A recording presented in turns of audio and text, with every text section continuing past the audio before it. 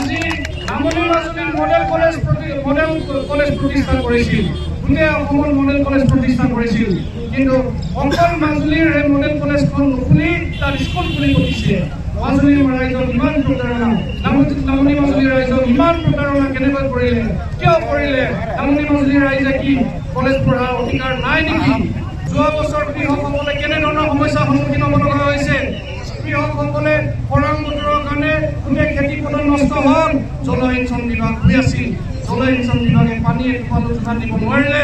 বৰঞ্চ বিধায়ক দলৰে জনপ্ৰতিনিধি হিচাপে বিধানসভাৰ মাজমজিয়াত কি ক'লে? বোলে চৰকাৰে সুবিধা নিদিয়াৰ কাৰণে তেখেতে নিজৰ পইচাৰে বোলে সমাধান কৰিছে। এনেকুৱা এজন জনপ্ৰতিনিধি যোনে চৰকাৰৰ পৰা লৈ আনিব নোৱাৰিলে। আপোনালোকে নিশ্চয়কৈ জানে, বৰ্তমান মুখ্যমন্ত্ৰী ডাঙৰীয়াই নিজে কাষত থিয় কৰাই পিনি কি কৈছিল যে যিগৰাকী বিধায়কে নিজৰ বিধায়ক বুজি আঁচনি যদি আনিব নোৱাৰে সেইজনক কি ক'ব?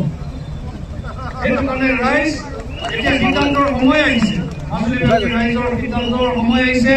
আমি সেই সিদ্ধান্ত নিজে ল'ব লাগিব।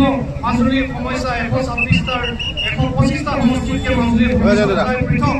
সেইটো জনপ্ৰতিনিধি ডাঙৰীয়াই নিজে উত্থাপন কৰিব লাগিব, কিন্তু আজি পৰ্যন্ত উত্থাপন কৰা দেখা নহ'ল, যাৰ কাৰণে আমাৰ সমস্যা হৈয়ে আছে।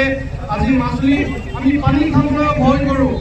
আমি বৰ্তমান মই মাজুলী সাংস্কৃতিক বিশ্ববিদ্যালয়ত চাকৰি কৰি আছিলোঁ, কিন্তু মই ত্যাগ কৰি আহিছোঁ ৰাইজৰ কাৰণে, মাজুলীৰ কাৰণে ত্যাগ কৰি আহিছোঁ। নালাগে, মই মাজুলীৰ বাবে গুচি যাম।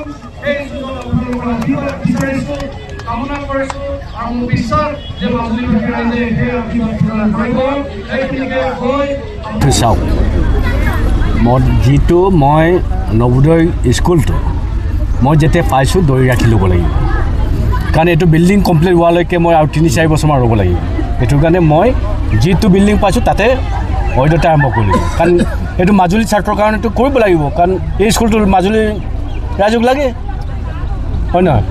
বিশালটো মাজুলীৰ ৰাইজে বিচাৰিছে, মই বাৰাকে দিয়া হৈছে, এইটো কথা নহয়। কাৰণ মাজুলী সদায় এই বগাচিগা বিল্ডিঙতে যে থাকিব লাগে এইটো মানে আছিল। এইটো মাজুলীও এটা ডাঙৰ এটা জিলা হ'ব লাগে।